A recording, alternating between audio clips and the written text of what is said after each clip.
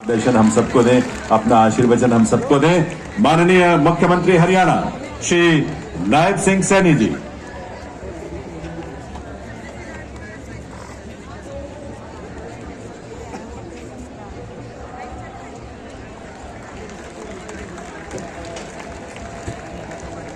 भारत माता की,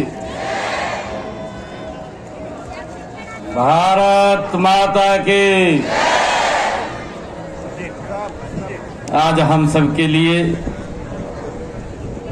ये बहुत ही गौरव का दिन है। सूरजकुंड में 38वें अंतर्राष्ट्रीय शिल्प मेले के अवसर पर भारत सरकार के केंद्रीय संस्कृति व पर्यटन मंत्री परमादरणीय गजेंद्र शेखावत जी, हरियाणा सरकार के पर्यटन मंत्री डॉक्टर अरविंद शर्मा जी, हमारे स्थानीय निकाय मंत्री विपुल गोयल जी, सामाजिक न्याय व अधिकारिता मंत्री कृष्ण बेदी जी, खाद्य एवं आपूर्ति मंत्री राजेश नागर जी, हमारे खेल मंत्री गौरव गौतम जी, बल्लभगढ़ से हमारे विधायक मूलचंद शर्मा जी, बड़खल से हमारे विधायक दिनेश अदलखा जी, हमारे भारतीय जनता पार्टी के जिला के अध्यक्ष राजकुमार वोरा जी,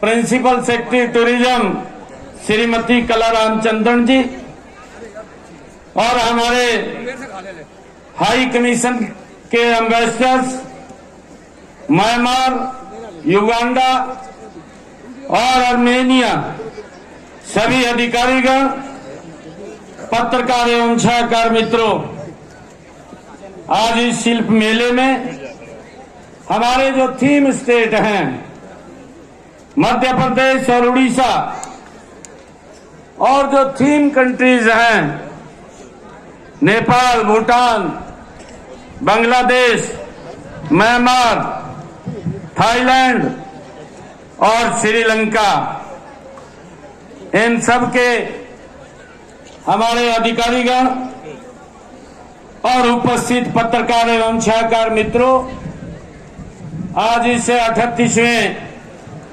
शिल्प मेले के उद्घाटन अवसर पर भारी संख्या में उपस्थित सभी महानुभाव, आप सबका मैं आज इस अंतर्राष्ट्रीय शिल्प मेले के अवसर पर, इस उद्घाटन अवसर पर आप सबका बहुत बहुत स्वागत करता हूं। आप सबका दिल से धन्यवाद करता हूं।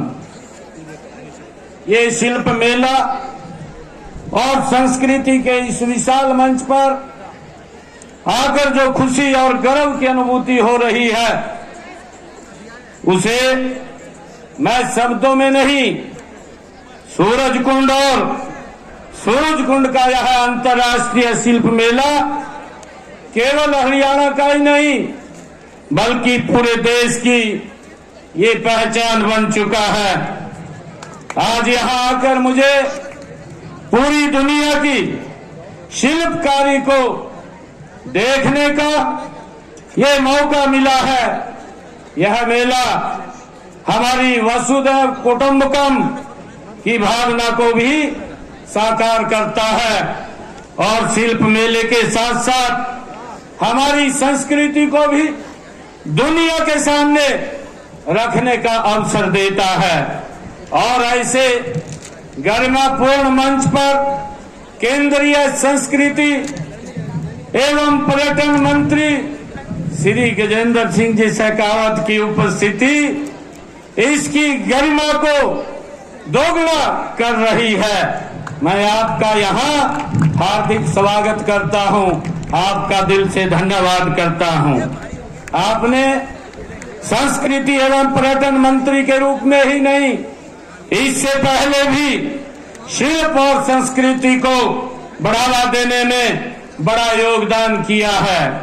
आप राजस्थान की उस समृद्धि संस्कृति में पले बड़े हैं जिसकी आज पूरे संसार में एक अलग पहचान है। आपने इस सांस्कृतिक विरासत को बढ़ावा देने के लिए कई महत्वपूर्ण पहल की है। आपने राजस्थान में अनेक ऐसे सांस्कृतिक कार्यक्रमों में सक्रिय भागीदारी निभाई है जो वहां की पारंपरिक कला, संगीत और नृत्य को प्रोत्साहित करते हैं। इस शिल्प मेले के आयोजन में भी आपका महत्वपूर्ण योगदान है। मैं इस मेले के आयोजकों के लिए हरियाणा पर्यटन विभाग, केंद्रीय संस्कृति एवं पर्यटन मंत्रालय, वस्त्र, संस्कृति और विदेश मामले के मंत्रालयों और सूरजकुंड मेला प्राधिकरण के सभी अधिकारियों व कर्मचारियों को भी मैं बहुत बहुत बधाई और शुभकामनाएं देता हूं। हम सब के लिए यह गर्व की बात है कि इस समय प्रयागराज में भी आध्यात्मिक शिल्प के प्रतीक भारतीय संस्कृति, परंपरा और सभ्यता का महान पर्व महाकुंभ चल रहा है। इसमें लाखों साधु संत अपने वर्षों के त्याग और तप से मानव समाज के कल्याण को समर्पित हैं। वहीं दूसरी ओर इस अंतर्राष्ट्रीय शिल्प मेले में हमारे सामने सैकड़ों ऐसे शिल्पकार मौजूद हैं जिन्होंने वर्षों के अथक प्रयास और साधना से अपनी शिल्प कला को निखारा है। इन्होंने हमारी प्राचीन सभ्यता व संस्कृति को अपने उत्पाद के माध्यम से विभिन्न रूपों में प्रदर्शित किया है। वैसे भी शिल्प का मानव सभ्यता और संस्कृति को विकसित करने में महत्वपूर्ण योगदान है। संसार की सभी प्राचीन सभ्यताओं का इतिहास शिल्प के इतिहास को भी प्रकट करता है। मुझे खुशी है कि हमारे देश में तो कला, कर्म और रंगों को जीवन का पर्याय माना जाता है। हमारे पूर्वजों ने तो यहाँ तक कहा है कि साहित्य, संगीत और कला से वही मानव समाज बिना सींग व बिना पूंछ के पशु के समान होता है। कला ही हमारे मनुष्य होने का प्रमाण है। आज हमारी कला और शिल्प का पूरी दुनिया में बोलबाला हो रहा है। मानव जीवन में कला, संस्कृति और संगीत का बहुत महत्व है। यह मेला भी इसी महत्व को दिखाने वाला मंच है। यहाँ का दृश्य देखकर मुझे कुछ पंक्तियां याद आ रही है। रंग बिखेरे सपने सजे हैं, रंग बिखेरे सपने सजे हैं, कारीगरी के हाथ सूरज कुंड के मेले में भारत की सौगात। धागों में बुनती कहानियां, मिट्टी में बसती जान, कभी लकड़ी की कभी धातु में झलके अपना हिंदुस्तान। पहले इस मेले में एक राज्य को थीम स्टेट और एक देश को भागीदारी थीम कंट्री के रूप में बनाया जाता था। इस बार मेले को शिल्प महाकुंभ का आकार देने के लिए मैं पहली बार मेले में 2 राज्यों उड़ीसा और मध्य प्रदेश को थीम स्टेट बनाया गया है। 7 देशों के संगठन बिमस्टेक को भी भागीदारी बनाया गया है। बिमस्टेक में भारत, नेपाल, भूटान, बांग्लादेश, म्यांमार, थाईलैंड और श्रीलंका शामिल हैं। भले ही ये 7 अलग अलग देश हैं, लेकिन इनकी संस्कृति में समानता है और हम सबके हित के लिए एक दूसरे से जुड़े हुए हैं। इन देशों की शिल्प कला बहुत समृद्ध है। उदाहरण के तौर पर बांग्लादेश के ढाका की मलमल विश्व विख्यात रही है। नेपाल की पगोड़ा शैली में बना पशुपतिनाथ मंदिर कला का अद्भुत नमूना है।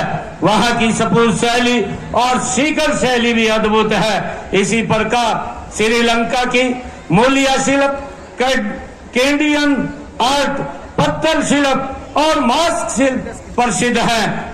म्यांमार में सोने की परत चढ़ाने का जो काम किया जाता है उसका कोई सानी नहीं है। भूटान की परजो, नक्काशी, लहाजो, पेंटिंग, जीजो मूर्ति कला इत्यादि प्रसिद्ध है। आपने रेशम के लिए मैसूर, थाईलैंड की वाट संरचनाएं भी कला का बेजोड़ नमूना है।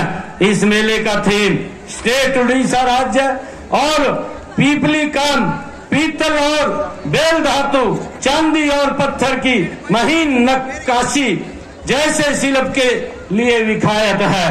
संबलपुरी कपड़ा, विशेष रूप से संबली साड़ी की कलात्मक भव्यता देखते ही बनती है। उड़ीसा में उपलब्ध इकत, बंधा, बोमकाई, पचपल्ली, हथकरघा साड़ियां भी प्रसिद्ध हैं। इसी प्रकार मध्य प्रदेश का दिल है और अपनी सांस्कृतिक समृद्धि के लिए विख्यात है। वहां के उज्जैन जिले में 12 वर्षों में एक बार लगने वाला सिंहस्थ कुंभ मेला विश्व विख्यात है। मध्य प्रदेश खजुराहो के मंदिरों की उत्कृष्ट मूर्ति कला, बाग प्रिंटिंग की साड़ियों के लिए जाना जाता है। इन सब की छटा इस शिल्प मेले में लगे उड़ीसा व मध्य प्रदेश पवेलियन में देखने को मिलेगी। मध्य प्रदेश में ही मानव इतिहास की लगभग सबसे पुरानी कलाकृति भीमबेटका की गुफाओं में देखने को मिलती है। महानर्मदा और शिप्रा के तट पर रची बसी कलाओं ने संस्कृति के मध्य प्रदेश को एक सांस्कृतिक राज्य के रूप में खड़ा कर दिया है। साथियों, सूरजकुंड अंतर्राष्ट्रीय शिल्प मेला पिछले लगभग 38 वर्षों से शिल्पकारों और हथकरघा कारीगरों के लिए अपना हुनर प्रदर्शित करने का बेहतरीन मंच है।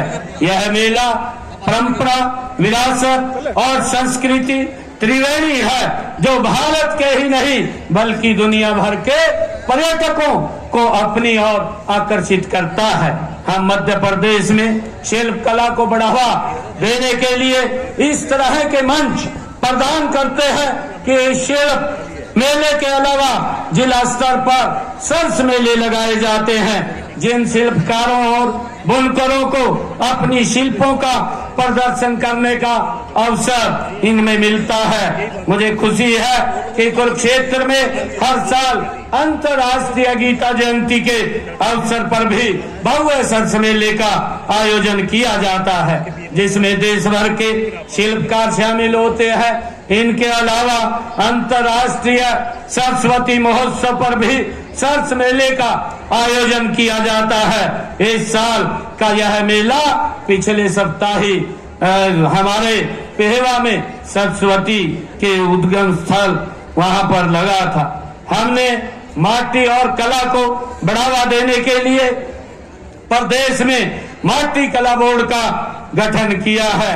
हमने इस कला को बढ़ाने के लिए श्री विश्वकर्मा कौशल विश्वविद्यालय भी परंपरागत शिल्पों में प्रशिक्षण दिया जाता है, उसको भी हमने यहाँ पर खोलने का काम किया है। शिल्पकार, बुनकर, कारीगर व कलाकार बहनों द्वारा तैयार माल को बेचने की सुविधा भी हमने स्वापन आजीविका मार्ट का आयोजन भी हमने किया है। राज्य स्तरीय स्वापन मार्ट के आयोजन के अलावा जिला स्तर व उपमंडल स्तर पर भी स्वापन आयोजिका मार्ट का आयोजन किया जाता है। ये मार्ट प्रदेश के शिल्प उत्पादों को पहचान दिलाने तथा हरियाणा के स्वयं सहायता समूहों के स्थानीय कारीगरों एवं शिल्पकारों को अपनी प्रतिभा दिखाने और उत्पादों के बेचने का अवसर प्रदान करता है। यह प्रतिभा को निखारने व उनके उत्पादों की सीधी बिक्री सीधे ही खरीदारों को बेचने का अवसर देती है, साथ ही पर्यटन को भी बढ़ावा देती है। मैं सभी आगंतुकों का से आग्रह करता हूं कि वे इस मेले का भरपूर आनंद लें, विभिन्न स्टॉल पर जाएं, शिल्पकारों से मिलें और उनकी कला को की सराहना करें।